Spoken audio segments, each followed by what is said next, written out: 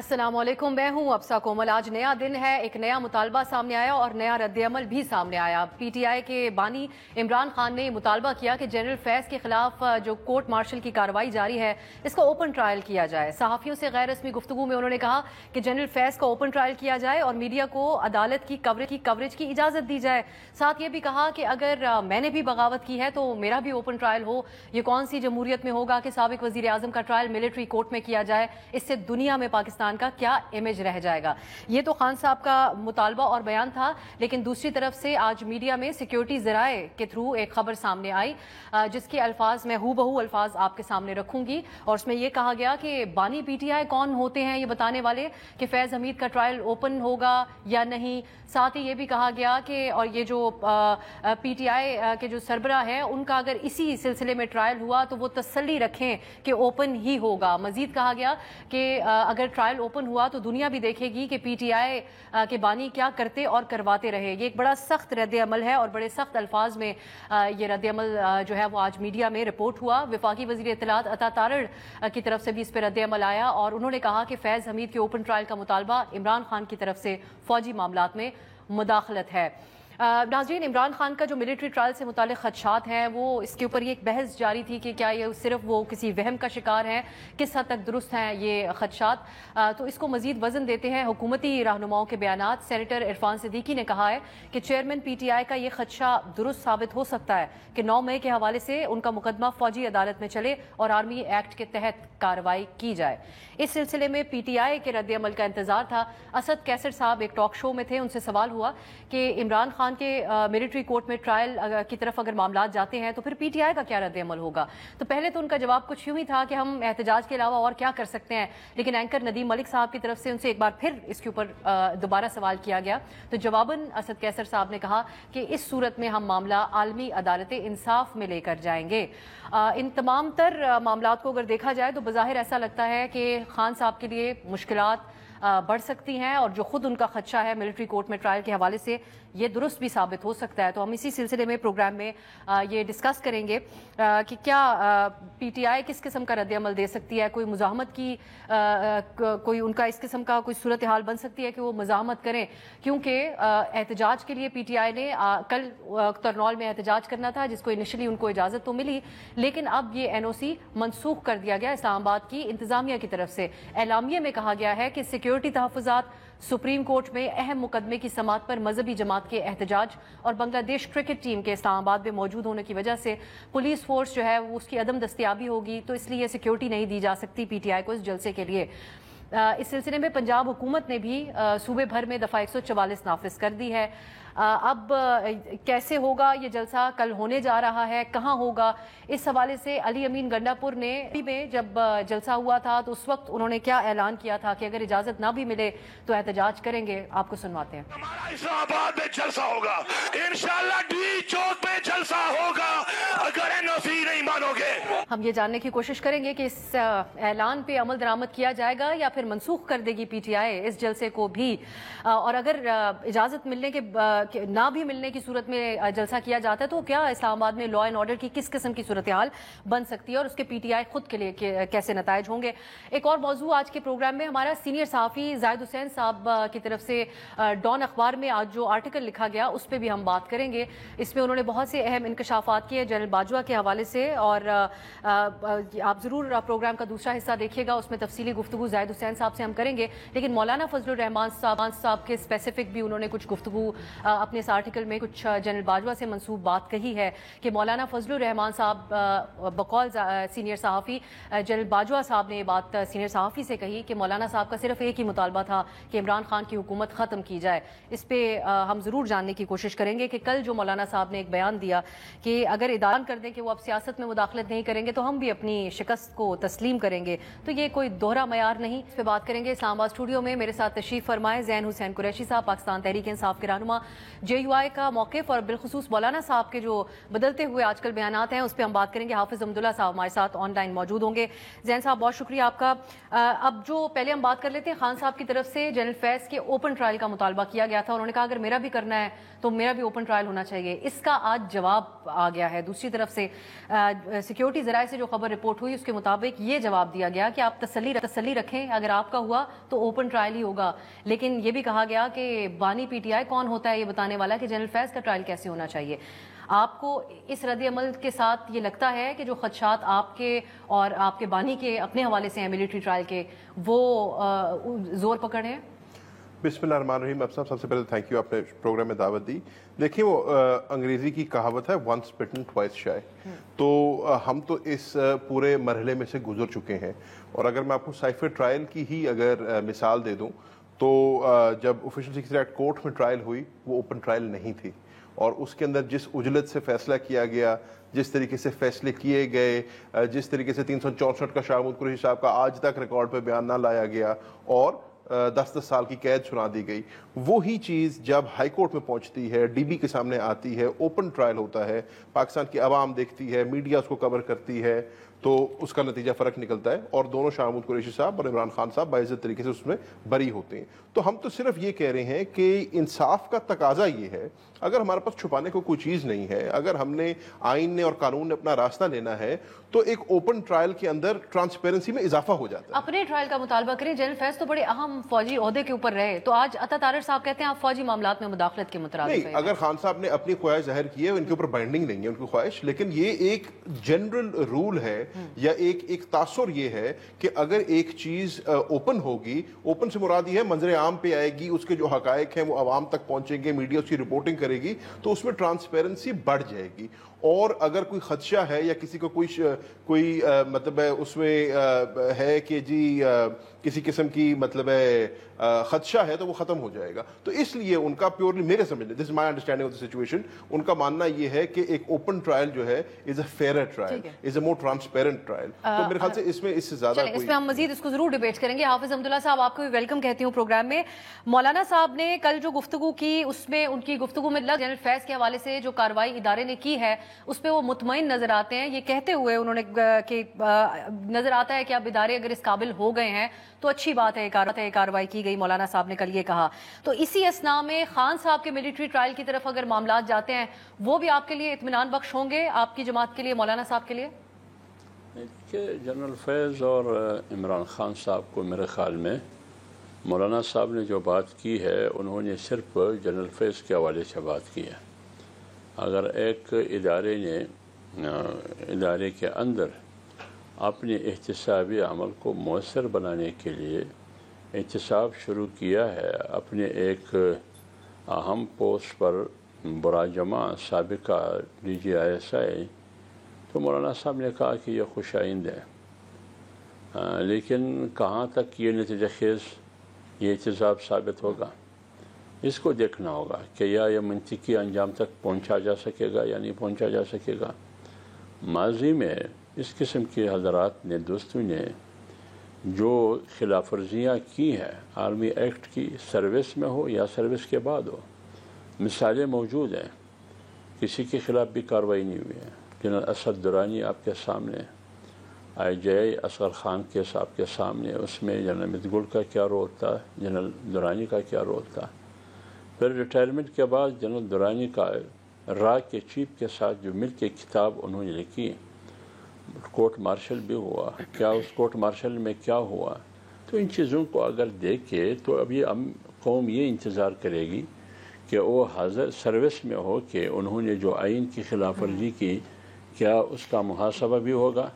अगर उसका मुहासबा नहीं होगा तो इसका मतलब ये होगा कि वो इदारे की पॉलिसी थी, वो एक शख्स की पॉलिसी नहीं थी, तो इसका तो भी जवाब देना होगा ना। यानी अगर वो सर्विस, लेकिन हाफिज साहब जो खान साहब जो खदशे का इजहार कर रहे हैं कि जनरल फैज़ को वो कहते हैं मेरे खिलाफ वादा माफ गवाह बना लिया जाएगा, उस सूरत हाल में अगर कोई स्टेटमेंट ऐसा सामने आता है और खान साहब के खिलाफ कार्रवाई शुरू हो, तो वो आपकी नज़र में फिर वो दुरुस्त होगा या नहीं होगा? मैं क्या कहूँगा, जब मसला कानून का हो और दूसरी तरफ कोर्ट मार्शल हो और किसी को पता न हो, न किसी को इल्म हो कि अंदर क्या हो रहा है और किसके साथ हो रहा है और किस कानून और ज़ाबिते के तहत हो रहा है, किसी को भी पता ना हो, तो उस पर मैं क्या कह सकता हूँ। अगर खान साहब ये कहते हैं कि मुझे मिलिट्री कोर्ट में ले जा रहे हैं, तो अब अगर वो ले जा रहे हैं तो हम तो सुप्रीम कोर्ट का फैसला आपके सामने है। उन्होंने तो मिलिट्री कोर्ट को सस्पेंड किया है कि वो किसी को मिलिट्री कोर्ट के अंदर उनका ट्रायल नहीं कर सकता है। तो एक तरफ सुप्रीम कोर्ट है, एक तरफ स्टेब्लिशमेंट है, बस दोनों ताकतवर इदारे हैं। अब देखिए कानून किसको कौन सा इदारा कानून को फॉलो कर रहा है और कौन सा इदारा कानून को फॉलो नहीं कर रहा है। जहाँ तक ओपन ट्रायल की बात है, ओपन ट्रायल अगर कानून इजाज़त देता है, ज़ाबिता इजाज़त देता है, बिल्कुल ओपन ट्रायल होना चाहिए। इसमें छुपाने की क्या बात है, इसमें क्या कबात है। ठीक है, मैं हाफिज साहब आगे जाके आपसे जरूर पूछना चाहूंगी कि सियासतदान जो गैर जमहूरी मुतालबात करते रहे अस्करी शख्सियात से, उनका भी एहतसाब होना चाहिए या नहीं होना चाहिए। ज़ैन कुरैशी साहब, अब एक बहस ये भी है कि जनरल फैज़ के हवाले से बहुत से इंकशाफात अब मंजर आम पे आते रहते हैं, जनरल बाजवा के हवाले से आते हैं, आप लोग भी एतराफ़ करते हैं, इल्ज़ामात भी लगाते हैं। साकिब निसार साहब के हवाले से भी एक डिबेट है और कहा जाता है कि एक मिली भगत और एक नेक्सस था जिसकी वजह से आपकी जो मुखालिफ सियासी जमातें हैं वो कहती हैं उसका नुकसान जमहूरियत को हुआ और तनज़्ज़ुली की तरफ ही जमहूरियत उसके बाद जाती रही है। फिर ये सवाल किया जाता है कि कुछ तो इस सब का नतीजा निकलना था। एक विक्टिमाइजेशन जो इलेक्शन के हवाले से आप कहते हैं, ट्राइब्यूनल्स के हवाले से, ये सारी बातें तो समझ में आती हैं। एहतजाज आज नहीं करने दिया जा रहा, जो हमारा एक मौजू भी होगा इस प्रोग्राम में, लेकिन इस नेक्सस का कोई तो नतीजा निकलना था कि जनरल फैज़ सियासी मामलात में मुदाखलत करते रहे उस वक्त के प्राइम मिनिस्टर की एमा के ऊपर। देखिए अब हाफिज साहब की बात को आगे बढ़ाते हुए और आपके सवाल का जवाब इसी में आ जाएगा। वो कहते हैं कि जनरल फैज़ की जो ट्रायल है वो कोर्ट मार्शल प्रोसीडिंग है और हमारा फौज का अंदरूनी मामला है। हम इस बात से इत्तेफाक करते हैं, फौज का इंटरनल मैटर है, फौज उसको उनके अपने प्रोसीजर्स हैं, अपने रूल्स हैं, उसके तहत वो करें। लेकिन आप जो कह रहे हैं ना कि इमरान खान साहब का मिलिट्री ट्रायल, तो पाकिस्तान तहरीक इंसाफ का इसके ऊपर मौक़िफ़ बड़ा क्लियर रहा है और हमारा मानना यह है किसी भी सिविलियन का मिलिट्री ट्रायल नहीं हो सकता। हाफिज साहब ने कह दिया कि सुप्रीम कोर्ट की उस पर रूलिंग मौजूद है। पाकिस्तान तहरीक इंसाफ के कारकुनान अभी भी हैं जो मिलिट्री कोर्ट्स के अंदर हैं या जो मिलिट्री कस्टडी के अंदर हैं। तो हम ये कोई आज की बात नहीं कर रहे हैं, हमने डे वन से ये बात की है कि किसी भी सिविलियन का, ना कि एक साबिक वज़ीर आज़म पाकिस्तान का, सिविलियन का मिलिट्री कोर्ट में ट्रायल होना चाहिए। तो उस पर तो हमारी पोजीशन बहुत क्लियर है। अब बात माजी का मैं ये जानना चाहती हूँ कि ये एहसास है कि इक़्तिदार का ना हासिल करने का तरीक़ाकार दुरुस्त था, ना वो इक़्तिदार पर ख़त्म होने का तरीक़ाकार दुरुस्त था। ठीक हो गया। अब मैं आपकी बात को आगे बढ़ा देता हूँ। मैं ये कह रहा हूँ कि ये आप और मैं दोनों एग्री करेंगे इस बात से, हाफिज साहब भी एग्री करेंगे कि एक फॉर्मर डीजी ISI का, एक फॉर्मर कोर कमांडर का कोर्ट मार्शल जो है ये ट्रायल, ये अनप्रेसिडेंटेड है। ये एक मतलब है एक बहुत बड़ा स्टेप है। मैंने ये कई दफ़ा कहा है कि जब तक हम अपनी इस्लाह खुद नहीं करेंगे, किसी और ने तो बाहर से आके करनी नहीं है। मेरे समझने में ये एक बहुत सुनहरा मौका है अफवाज पाकिस्तान के पास भी। हमने हमेशा कहा है कि पाकिस्तान का प्रीमियर इंस्टीट्यूशन है पाकिस्तान की फौज, हमारा मतलब सबसे ज़्यादा जो डिसिप्लिन इदारा है मुल्क में वो पाकिस्तान फौज है। तो आज पाकिस्तान फौज के पास एक बड़ा अच्छा मौका है कि वो इसको सिर्फ एक विच हंट ना बना दे। जो कबाहतें हैं हमारे सिस्टम के अंदर या जो गलतियां, सियासतदानों की गलतियां तो हमने गिना दी कि जी हम जाते हैं, हम जाके मतलब उनकी मदद और मामलत मांगते हैं, उनको हम खुद अपने मामलात में इंटरफेयर कराते हैं। लेकिन जो कबाहतें हमारे सिस्टम में हैं, अगर आज हम उनको ठीक कर दें, इस मौके को हम एक अपॉर्चुनिटी करके इस मौके को इस्तेमाल करके इस्लाह करने का तरीका ये होगा कि आप सियासतदानों से बात करें। उसके बाद भी कमिटी बनाई आपकी जमात ने, तो एस्टैब्लिशमेंट से बात करने, सियासतदान अपना रोल उसमें अदा करें, बिल्कुल करें, लेकिन जो फौजी मुदाखलत होती है या जो हमारे जो इंटेलिजेंस एजेंसीज की मुदाखलत है सियासी मतलब रोल के अंदर, उसको भी हमें कम करना होगा। तो मैं ये कतई नहीं कह रहा कि किसी एक ने दूसरे से ज्यादा करना है, हर किसी ने अपना रोल अदा करना है। मेरे समझने में जिस नहज पे पाकिस्तान आज आके खड़ा हो गया है, ये डू और डाई सिचुएशन बन गई है पाकिस्तान के लिए। और इस मौके पे जितने भी स्टेक होल्डर्स हैं, वो पाकिस्तान की जुडिशरी है, वो पाकिस्तान के लॉ एनफोर्समेंट एजेंसीज हैं, इंटेलिजेंस ऑपरेटर्स हमारे मुल्क का, सियासतदान है हमारे मुल्क के, हम सबको मिलकर अपना रोल अदा करना पड़ेगा इस मुल्क में जमहूरियत को इस्तेकामत देने के लिए और उसकी जड़ को मजबूत करने।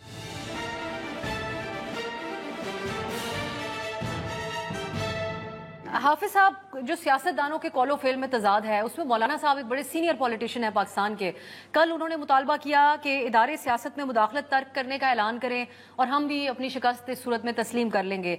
लेकिन आज एक सीनियर सहाफ़ी जाहिद हुसैन साहब ने एक आर्टिकल लिखा जिसमें उन्होंने जनरल बाजवा से अपनी गुफ्तगू का हवाला देते हुए ये कहा कि जनरल बाजवा ने मौलाना साहब के हवाले से उनसे कहा कि उनका सिर्फ एक ही मुतालबा था कि आप इमरान खान की हुकूमत ख़त्म करें।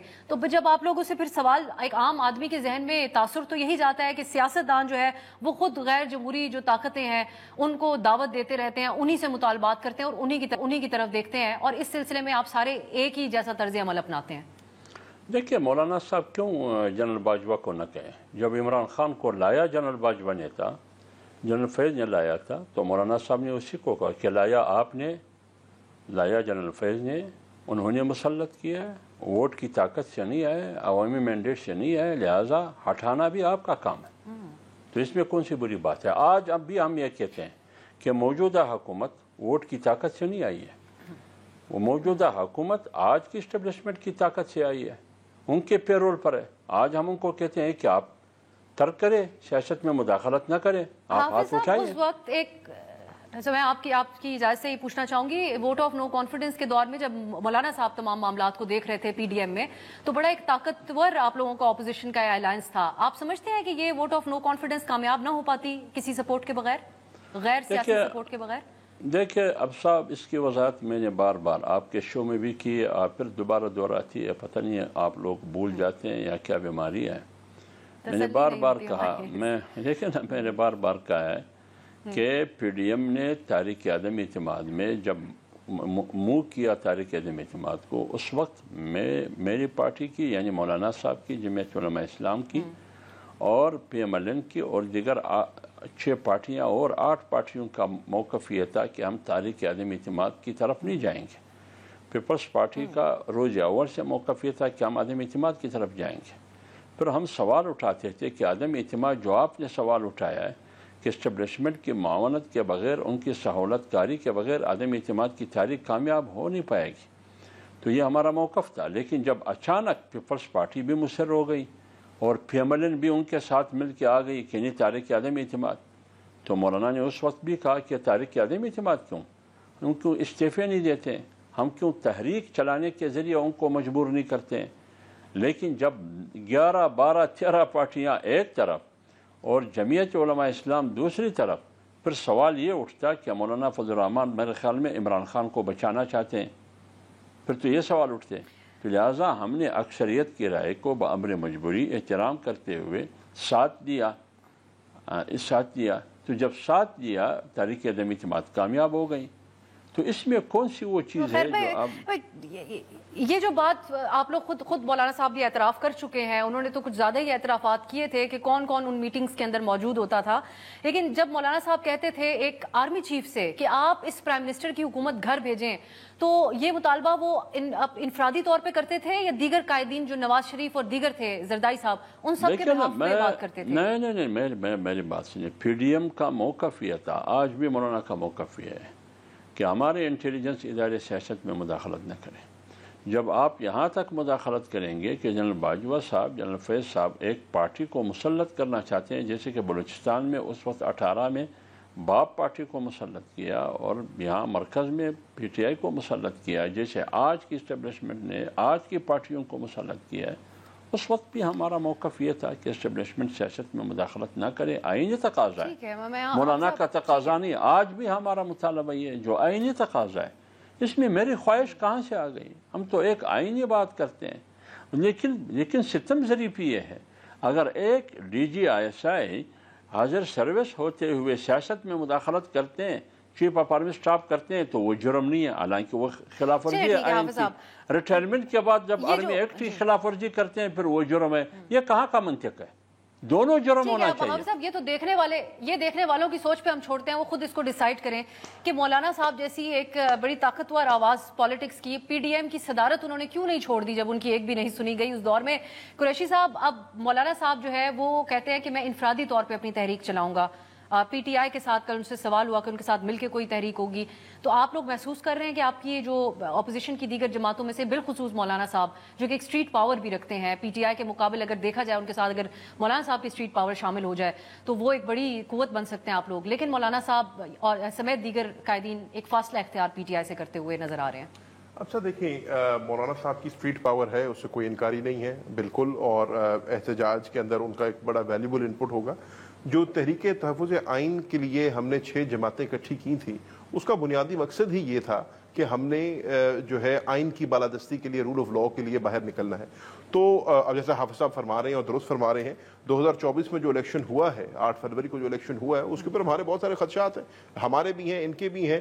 تو جو بیسک ویلیوز ہیں وہ ایک جیسی ہیں.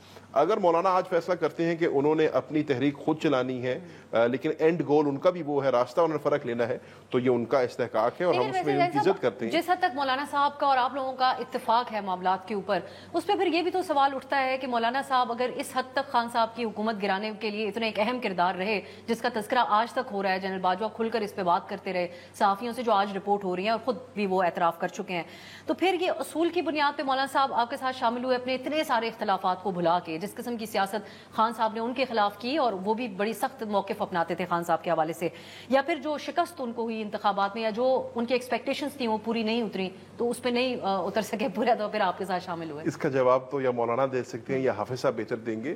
دیکھیں اس میں دیکھیے کوئی دو رائے نہیں ہے کہ خیبر پختونخوا کے اندر JUF اور PTI جو ہیں ماضی میں ایک دوسرے کے خلاف الیکشن لڑتے رہے ہیں اور ان کے لوکل لیول کے اوپر بہت سارے ہوں گے ایشوز، کوئی ڈینائی نہیں کرتا، بٹ مقصد دیکھنا ہے. اب ہمارا مقصد ہماری ذات سے بڑا ہے، ہمارا مقصد ہماری جماعتوں سے بڑا ہے. اب مقصد ہے پاکستان میں جمہوریت کو بچانے کا. جس قسم کا 8 فروری کو الیکشن ہوا ہے، جس قسم کی دھاندلی اس ملک میں ہوئی ہے، جس قسم کا آپ نے جمہوریت کے پورے جمہوریت کا جنازہ نکال دیا اس ملک میں، میرے سمجھنے میں اگر ہماری کوئی ذاتی اختلافات ہیں بھی، ہمیں ان کو پیچھے رکھ کے پاکستان کو آگے رکھنا چاہیے. اور اسی لیے جو آپ کہہ رہے ہیں نا ایتھوس بھی تھا تحریک تحفظ آئین کی موومنٹ کا، وہ یہی ہے کہ اگر ہماری ذاتی کوئی آپس میں رنجشیں ہیں بھی، ان کو ہم پیچھے رکھیں اور پاکستان کو آگے. حافظ صاحب یہ فرمائے گا کیا وجہ ہے مولانا صاحب نے جو کل انفرادی طور پہ اپنی تحریک چلانے کی بات کی؟ دیکھیے ایک بات کی میں وضاحت کر لوں، مولانا صاحب کے کوئی مفادات اسٹیبلشمنٹ سے وابستہ نہیں تھے. جب وہ مفادات نہ مل سکے 8 فروری کے الیکشن میں تو مولانا صاحب ناراض ہو گئے. بات یہ نہیں ہے. بات بنیادی طور پر یہ ہے کہ وعدہ یہی کیا گیا تھا کہ اسٹیبلشمنٹ آئندہ سیاست میں الیکشن میں دخیل نہیں ہوگی. وہ دخیل ہوئے. مولانا اس بات پر ناراض ہے کہ آپ نے اتنی صفائیاں پیش کی کہ اسٹیبلشمنٹ آئندہ کے لیے غیر جانبدار رہے گی اور نیوٹرل رہے گی، لیکن نیوٹرل نہیں ہے تو بالکل بیچ میں کھڑی ہے. تو لہٰذا مولانا صاحب نے اس بنیاد پر احتجاج شروع کیا ہے جو آج بھی ہے. اور جہاں تک مولانا صاحب کی تنہا تحریک چلانے کی بات ہے، دیکھیے حافظ صاحب اگر آپ اجازت دیں، یہ وعدہ وہی ہے جو جنرل باجوہ نے کہا تھا کہ اب ہم سیاست سے غیر سیاسی ہو گئے، اے پولیٹیکل ہو گئے، یا موجودہ قیادت میں سے بھی کسی نے آپ لوگوں سے کوئی وعدے کیے تھے اس طرح کے؟ دیکھیے میری بات سنیے، جب جنرل باجوہ صاحب ان کا پیشرو ہے جنرل عاصم منیر کا، انہوں نے کہا کہ ہم غیر سیاسی ہو گئے، تو جنرل عاصم منیر صاحب اگر خود نہیں کہہ سکتے ہیں SPR کے ذریعے کہ وہ نیوٹرل ہے یا نہیں ہے، اگر وہ کہتے ہیں کہ ہم نیوٹرل ہیں، پھر ہمارا رد عمل سامنے آئے گا کہ آپ کہاں تک نیوٹرل ہیں. اور اگر وہ کہتے ہیں کہ ہم نیوٹرل نہیں ہے، وہ تو کہیں گے نہیں، کیونکہ کردار سے ظاہر ہوگا کہ کون نیوٹرل ہے کون نیوٹرل نہیں ہے. ہمارا اعتراض اس پر یہ ہے کہ آپ کو سیاست سے بالکل آئین کے مطابق، ان کی تقاضے کے مطابق دور ہونا چاہیے. ہم تحریک چلائیں گے. ہم نے 2018 میں بھی 25 جولائی کے بعد تنہا تحریک چلائی جمعیت نے، 2 سال کے بعد پھر PDM بنی، اور آج بھی جمعیت علماء اسلام تنہا تحریک چلا رہی ہے. لیکن اگر کوئی کیا وجہ ہے اس کی حافظ صاحب؟ دیکھیں کیا وجہ ہے، یہ میری پارٹی کی ترجیحات ہے. اگر کوئی پارٹی میرے ساتھ مل کے تحریک چلانا چاہتی ہے، میرے دروازے کھلے ہیں اس کے لیے. وہ ان کے بھی تو دروازے کھلے ہیں حافظ صاحب. PTI نے بھی اپنے بڑے بڑے اختلافات بلائے، مولانا صاحب نے بھی دل بڑا کیا. آج کیوں تنہا چھوڑنے اتنے مشکل حالات میں اتحاد کی باتیں نہیں ہوئی ہیں ہمارے اور PTI کے درمیان. رابطے البتہ ہوئے تھے، آج بھی رابطے ہیں. اتحاد کے لیے باقاعدہ بیٹھنا پڑتا ہے، اتحاد کے لیے باقاعدہ TOR بنانا پڑتا ہے، پھر آگے بڑھنا پڑتا ہے کہ ہمارے گولز کیا ہوں گے. ماضی میں ہمارے خدشات اور تحفظات ایک دوسرے کے خلاف کیا تھے، اس خدشات کا ازالہ کیسے ممکن ہوگا، TOR میں اس کو کیسے منشن کریں گے. یہ ایک آفیشلی ہوگا. ایسے تو نہیں ہے کہ ہم 1-2 بیٹھک میں مل کے 1-2 لڈو اور حلوہ کھا کے بس اتحاد ہو گیا. اتنی آسان سی بات نہیں ہے. ایسا رہا تھا، ایسا لگ رہا تھا کہ اب ہمیشہ آپ لوگ ساتھ رہیں گے، آپ لوگوں کو کوئی جدا نہیں کر سکتا. نہیں، یہ جو زین قریشی صاحب نے بات کی اس نے ٹھیک کہا ہے کہ ہمارے گولز ایک ہے، اہداف ایک ہے، مقاصد ایک ہے. بے شک راستے الگ الگ.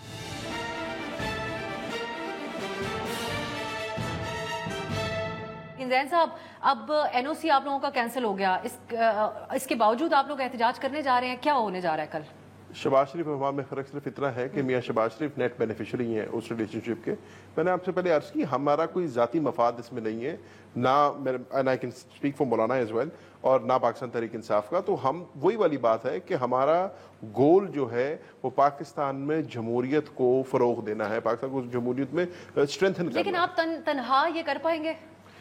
دیکھیں ہم ایک سیاسی جماعت تو ہیں, اور JUIF بھی ایک سیاسی جماعت ہے, اس کا اپنا ایک منشور ہے, اس کا اپنا ایک ووٹ بیس ہے, اور الیکشن بھی ہم نے تنہا ہی لڑے ہیں. ہم نے اپنے مینڈیٹ پہ اپنے منشور پہ الیکشن لڑا ہے, انہوں نے اپنے مینڈیٹ پہ اپنے منشور پہ. اگر کٹھے ہو جائیں 100 بسم اللہ, بڑی اچھی بات ہے, 2 اور 2 11 ہوتے ہیں. لیکن اگر کسی وجہ سے, جیسے حافظ صاحب نے درست فرمایا, اس کے TORs ہوتے ہیں, اس کے کمبائنڈ گولز ہوتے ہیں, اس کا طریقہ کار ڈٹرمن ہوتا ہے کہ آپ کس طریقے سے اس کو اپروچ کریں گے.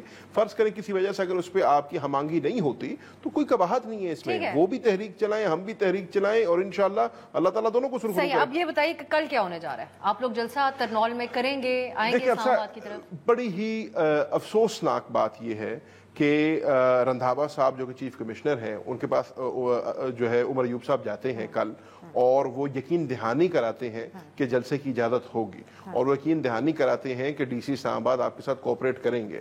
اسد عمر صاحب بطور لیڈر اپوزیشن جو ہے 2.5 دن جو ہے DC صاحب سے رابطہ کرتے رہتے ہیں, اور DC صاحب سے رابطہ نہیں ہو پاتا.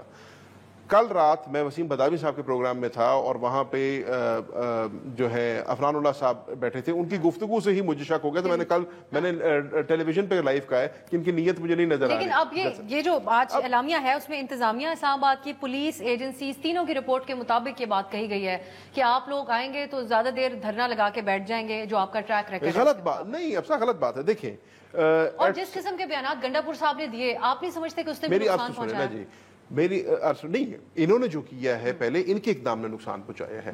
پاکستان تحریک انصاف بارہا کہتی رہی ہے پرامن ہوگا جلسہ, ترنول میں جلسہ ہوگا, جلسہ کر کے ہم ڈسپرس کر جائیں گے. ہمارا مقصد جلسہ کرنے کا صرف یہ ہے. پاکستان تحریک انصاف کو ہی ریپرزینٹ کرتے ہیں گنڈا پور صاحب, ان کا بیان ابھی تھوڑی دیر پہلے ہم نے چلایا جس میں انہوں نے کہا میری آپ سنیں نا جی, آپ مجھے یہ بتائیں کس قانون کے تحت آپ نے ہماری پرمیشن ریووک کی ہے, کس قانون کے تحت آپ نے اسلام آباد کے اندر دفعہ 144 لگایا ہے, اور یہ کیا جمہوریت کی نفی نہیں ہے؟ ابھی آپ نے اور ہم نے اس پروگرام کے پہلے حصے میں حافظ صاحب نے, میری آپ سنیں جی, حافظ صاحب آپ نے اور میں نے پروگرام کے پہلے حصے میں یہی بات کی ہے کہ ہمارا گول کیا ہے.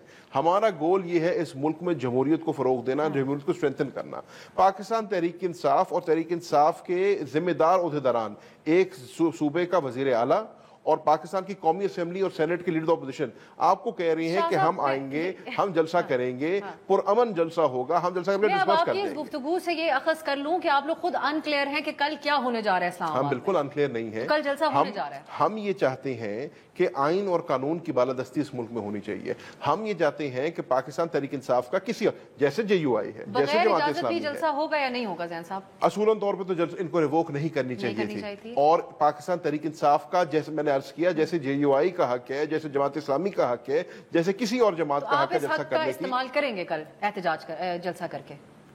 یہ تو پارٹی قیادت نے اس کے اوپر فیصلہ کرنا ہے. میرا ذاتی خیال ہے کہ حکومت نے یہ اقدام کر کے فائدہ کسی کا نہیں کیا.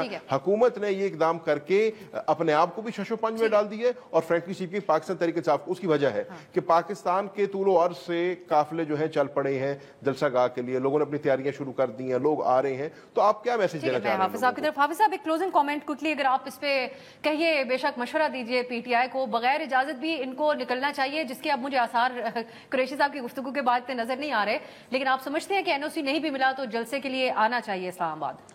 دیکھیے, ایک تو میرے خیال میں یہ بنیادی طور پر غلط ہے, منفی رویہ ہے, اور قانون کی بھی خلاف ورزی ہے, اور جمہوریت سے بھی ایک منافی اصول ہے کہ آپ ان کو جلسہ کرنے کیوں نہیں دیتے. اور میرے خیال میں تحریک انصاف کے پاس اسلام آباد ہائی کورٹ کی اجازت نامے بھی موجود ہے, اور انہوں نے بار بار اجازت دی ہے. پھر انتظامیہ کیوں اجازت نہیں دے رہی جلسے کی؟ ان کا جمہوری اور آئینی حق ہے. فرض کرے اگر میں اسلام آباد میں جلسہ کرتا ہوں, مجھے اجازت ملتا ہے, میرا جمہوری حق ہے, جماعت اسلامی کو ملتا ہے, پیپلز پارٹی کو ملتا ہے, PMLN کو ملتا ہے, پارلیمنٹ میں یہ بڑی پارٹی ہے, تو ان کا آپ کیوں اجازت نہیں دیتے ہیں؟ پھر تو آپ ایسا کریں یہ پارلیمنٹ کے دروازے بھی اس پر بند کر دیں. جب آپ زندہ آباد اور مرد آباد کا دروازہ بند کرتے ہیں تو پھر پارلیمنٹ کا دروازہ بھی بند کر دیں نا. سب کو ہتھکڑیاں ڈال کے ادھر کسی کنٹینر میں ڈال دیں یا سمندر میں پھینک دیں, اس کو سمندر برد کریں. دیکھیں یہ غلط بات ہے. آپ کی اس رویے سے آپ کو نقصان پہنچ رہا ہے, یہ حکومت کو نقصان ہو رہا ہے. اس رویے سے آپ تحریک انصاف کو مضبوط کر رہے ہیں. تحریک انصاف کو اس رویے سے آپ اور مقبول کرنا چاہتے ہیں, اس سے عمران خان اور مقبول ہوگا. تو لہٰذا آپ اپنا نقصان کر رہے ہیں, حکومت کی نقصان کر رہے ہیں, آپ جمہوریت کا نقصان کر رہے ہیں, آپ آئین کی خلاف ورزی اور قانون کی خلاف ورزی کر رہے ہیں, آپ توہین عدالت کے مرتکب ہو رہے ہیں. کیوں نہیں دیتے ہیں ایک جلسہ؟ وہ کریں گے 10 اور 12 گھنٹے کا جلسہ کر کے پھر واپس چلے جائیں گے. کیوں نہیں جلسہ کیوں نہیں دیں گے؟ ان کے خدشات کبھی ہم نے ذکر کر دیا کیونکہ نہیں ایشو جو حافظ صاحب نے آپ بات کی ہے نا, جو حافظ صاحب نے آپ بات کی ہے وہ اصل بات ہے کہ ایکچولی تو آپ کنٹمپٹ آف کورٹ کر رہے ہیں. آئین کو آپ نہیں مانتے, قانون کو آپ نہیں مانتے, ججز کو آپ نہیں مانتے. آج کل نہیں مانا جا رہا, لیکن قریشی صاحب اب ہم کل دیکھیں گے کہ کیا ہوتا ہے اس صورت میں جہاں پاکستان کے شہریوں کی بھی سیاسی جماعت کو اپنے احتجاج کا حق ہے, right to assembly, right to protest, لیکن حکومت کی طرف سے, انتظامیہ کی طرف سے اس کا انکار کیا جا رہا ہے, جبکہ عدالت کی طرف سے ان کو اجازت بھی اس کی موجود تھی. پی ٹی آئی کل کیسے ریئیکٹ کر سکتی ہے یہ ہم کل ہی دیکھیں گے. بہت شکریہ زین حسین قریشی صاحب, حافظ حمداللہ صاحب, آپ دونوں کے قیمتی وقت کا. ناظرین ایک بریک کی طرف جاتے ہیں. ہمارے ساتھ زاہد حسین صاحب سینئر صحافی موجود ہوں گے. آج انہوں نے ایک آرٹیکل لکھا جس میں جنرل باجوہ کے حوالے سے بہت سے انکشافات ہیں. تفصیلی طور پر ان سے بات کریں گے شارٹ بریک کے بعد.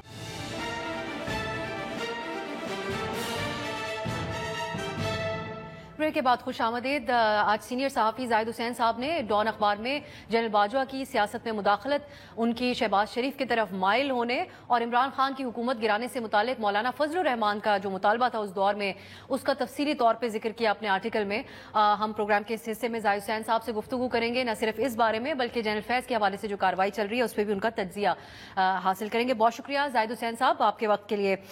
ایک تو جنرل فیض اور جنرل باجوہ کے حوالے سے آج کل بہت کھل کر پہلے سے ہی گفتگو ہو رہی تھی, لیکن اب جب سے یہ کارروائی جنرل فیض کے حوالے سے ہوئی, سیاستدان بھی اپنے انکشافات اور اعترافات کرتے رہتے ہیں, لیکن آپ نے بطور صحافی اپنا جنرل باجوہ صاحب کے ساتھ انٹریکشنز کے حوالے سے جو تفصیل لکھی وہ ہمارے لیے بہت اہم ہے. تو میں جاننا چاہوں گی کہ, اور ہمارے ناظرین کے لیے اگر آپ اس پہ روشنی ڈال سکیں, کہ عمران خان کو اقتدار میں لانے, نواز شریف کی حکومت ختم کرنے اور ایون ماضی کا جو بھٹو صاحب کے حوالے سے پھانسی کا فیصلہ تھا, ان سب چیزوں کو کس طریقے سے باجوہ صاحب بیان کرتے تھے بطور آرمی چیف؟ دیکھیں یہ بات صحیح ہے کہ جو پاکستان میں جتنے بھی آرمی چیف رہے ان میں زیادہ تر جو ہے بہت ہی کنٹروورشل رہی ہے. اس کی وجہ بھی ہے, اس کی وجہ بھی یہ ہے کہ پاکستان میں جو فوج کے ایک مداخلت رہی ہے سیاست میں, اسی کی نتیجے میں جنرل باجوہ جو تھے ان میں یہ ضرور کہا جا سکتا ہے کہ اگر حالیہ سالوں میں دیکھا جائے تو سب سے زیادہ متنازع شخصیت جو تھی آرمی چیف کے میں وہ باجوہ صاحب کی تھی. اس کی وجوہات بھی تھی. ایک تو سب سے بنیادی چیز یہ تھی کہ ایک تو خود جس طرح سے ان کا اپوائنٹمنٹ ہوا, یہ تو آپ ساری باتیں آپ سامنے آ رہی ہیں, پہلے بھی لوگوں کو پتا تھا. اب تو ڈیفنس منسٹر نے بھی پبلکلی کہہ دیا کہ وہ جو ہے ان کے جو فادر ان لا تھے جنرل امجد, جو کہ جن کا بہت پرانی دوستی تھی میاں صاحب سے, تو ان کی سفارش پہ کہ وہ ان کے ساتھ کھڑے ہوں گے ان کو بنایا گیا. لیکن ایک اور بات بھی آتی ہے کہ خود ایک اپنی شخصیت بھی تھی باجوہ صاحب کی, جس کو کہتے ہیں کہ منہ پھٹ قسم کے تھے. میں خالی ہے کہ میرا واسطہ کافی آرمی جو چیف رہے ہیں ان کے ساتھ رہا, بات چیت بھی ہوئی ہے, لیکن ان کا بالکل ہی مختلف ان کی ایک شخصیت تھی. مطلب جو کچھ بھی کہہ دیتے تھے بجائے اس کے کہ سوچیں کہ کس عہدے پہ ہیں. اور یہی ایک واقعہ جو میں نے لکھا ہے کہ جب ان سے پوچھا گیا تھا کہ نواز شریف صاحب کو ہٹانے کا بات کیا ہوگی, تو جب ان کا جواب جو تھا جو خاص طور پر بھٹو صاحب کے, تو اس کو سن کے جو میں نے اسی وقت کسی اپنے ساتھی سے کہا کہ ایسا معلوم ہوتا ہے کہ اس شخص میں جو بالکل ایک ایروگنس یا ہیوبرس نظر آتی ہے کہ آپ نے ایک ایسا کامنٹ کر دیا ہے جو کہ جس کے اثرات خود بھی آپ کو سمجھ میں نہیں آتی ہیں, کہ ایک لیڈر کو جس طرح سے ان کو پھانسی کی سزا دی گئی ہے، ان کو ایکسیکیوٹ کیا گیا ہے، تو اس میں جو ہے اس کے اثرات جو ہے پاکستان کی تاریخ میں اور پاکستان کی سیاست میں کتنے گہرے تھے. تو ایک تو یہ بات تھی. دوسری بات یہ اور تھی کہ دیکھیں کہ سیاست میں تو فوج کے رہی ہے، کوئی بھی چیف آرمی اسٹاف تھے، یہ کہا نہیں جا سکتا ہے کہ وہ سیاست سے باہر تھے، لیکن جس انداز میں جو باجوہ صاحب کا تھا وہ تو بہت ہی کھلا عام تھا. آپ کو بھی شاید یاد ہوگا کہ 30 40 صحافیوں کو بلا کے جو ہے وہ ہر چیز پہ خطاب فرمایا کرتے تھے. لمس میں بھی گئے تھے جہاں پہ 4 5 گھنٹے وہ جو سیاست پہ ہی بات کرتے تھے. تو پوری ایسی چیز ظاہر ہوتی تھی جیسے اصل حکمران جو ہے وہ ہے. حالانکہ ایک ہائبرڈ سسٹم تھا، ٹھیک، ایک فوج کے پہ ڈیپینڈنٹ بہت زیادہ تھے عمران خان صاحب کا، لیکن یہ تمام چیزیں بھی سامنے تھیں. لیکن یہ ابھی بات نہیں آ رہی ہے، یہ نہیں ہے کہ جو ہے ان کے 2 سال بعد ہٹنے کے یہ ساری چیزیں آ رہی ہیں. اس وقت سے بھی ان پہ ایک حد تک یہ ساری باتیں یہاں پہ آتی رہی تھیں، لوگ اس پہ بات بھی کرتے رہے تھے، اور میرا خیال یہ ہے کہ اس کی وجہ سے فوج کو اور ملک کو بھی بہت نقصان ہوا ہے. زاہد صاحب، اس میں آپ نے تذکرہ کیا کہ خان صاحب سے فورن پالیسی کے حوالے سے بھی باجوہ صاحب جو ہے وہ نالاں تھے، جس کا وہ ذکر کر رہے تھے. ہمارے ہاں ایک عام تاثر ہے بہت سی وجوہات کی بنا پر کہ فورن پالیسی جو پاکستان کی ہوتی ہے، خارجہ پالیسی، اس میں اداروں کا بھی ایک بہت بڑا رول ہوتا ہے مینلی. اس وقت آپ نے کیا محسوس کیا؟ کیا عمران خان کوئی مختلف پالیسی چاہ رہے تھے، ایک آزاد پالیسی چاہ رہے تھے، یا پھر وہ مؤثر رول نہیں پلے کر پا رہے تھے بطور پرائم منسٹر فورن پالیسی کے حوالے سے، جس کا آپ نے حوالہ دیا برطانیہ اور دیگر ممالک کے دوروں کے حوالے سے باجوہ صاحب شکوہ کرتے تھے؟ دیکھیں، ایک بات تھی، مطلب ان کا کہنے کا تھا مقصد وہ یہ تھا کہ عمران خان صاحب کی ایک شخصیت ہے اور بین الاقوامی طور پہ جو ہے میں خیال پاکستان میں واحد سیاستدان تھے جن کی ایک امیج بھی تھا، اور خاص طور پہ یورپین ممالک میں. تو اس وقت ان کا کہنا یہ تھا کہ جو پاکستان کو بہت ضرورت تھی کہ عمران خان صاحب جائیں ممالک میں اور پاکستان کا نقطہ نظر جو ہے پیش کریں، جس میں خاص طور پہ جو ہے ان کا ذکر جو تھا وہ برطانیہ کی طرف تھا، جس میں بورس جانسن کا کہنا تھا کہ 3 دفعہ ان کو دعوت دی، پرسنلی انوائٹ کیا دورے کی، اور اس کے ساتھ ساتھ اس زمانے میں جو جرمن چانسلر تھی مرکل نے، انہوں نے بھی کئی دفعہ جو ان کو کہا. تو وہ وقت تھا جب کہ پاکستان، آپ کو یاد ہوگا کہ اسی وقت وہ کشمیر کا تنازع بہت شدت اختیار کرتا جا رہا تھا. ہندوستان نے اس کو جو جس طرح سے ایگزام کیا تھا ایلیگلی، تو اس وقت ضرورت تھی کہ پاکستان میں جو ہے وہ جا کے اپنا موقف یا ایک نقطہ نظر پیش کر سکیں. تو میرا خیال یہ ہے کہ ان خاص طور پہ اس چیز کا ذکر کیا، اور میرا خیال بہت ہی ذومانے طور پہ انہوں نے کہا آپ کو پتہ ہے نا کہ کیوں نہیں جاتے ہیں. تو اب خیر، اب وہ تو الگ بات تھی ان کا کیا سوچ تھی، لیکن وہی بات ہے کہ جو کہ کہا جاتی ہے کہ اس کا وجوہات کچھ اور تھیں، مطلب کوئی سیاسی وہ نہیں تھیں بلکہ کچھ اور وجوہات تھیں. ایک تو یہ تھی، لیکن یہ نہیں ایسا تھا کہ کوئی ٹکراؤ اس لحاظ سے تھا. ایک اور جو بات کی انہوں نے کہ جو ہے کچھ بیانات آ جاتے تھے چائنا کے متعلق ان کے وزراء کی طرف سے یا سعودی عربیہ کے اس پہ، تو کہتے تھے مجھے بھاگ کے جانا پڑتا ہے چیزوں کو درست کرنے کے لیے. تو یہ نہیں تھا کہ کوئی اس وقت سے کوئی میجر پالیسی پہ ٹکراؤ اس طرح سے مجھے تو نہیں نظر آیا تھا اس وقت، لیکن وجہ یہی تھی کہ کس طرح سے یہ چیزیں چل رہی تھیں. تو ایک جھنجھلاہٹ کی کیفیت تھی، اور میرا خیال یہ کہ اس کی وجہ یہ تھی. میں نے اور بھی بہت ساری مطلب بہت ہی کھل کے بات انہوں نے کی تھی، حالانکہ اس وقت ان کی حکومت سے بھی اس پہ بات نہیں کی، عمران خان صاحب سے بات نہیں کی، مطلب بہت ان کا اس وقت تو کم از کم محتاط وہ تھا.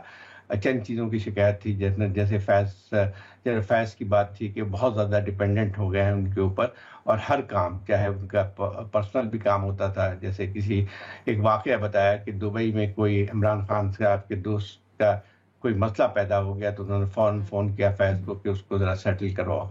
تو یہ تمام چیزیں تھیں جس کا وہ تھا.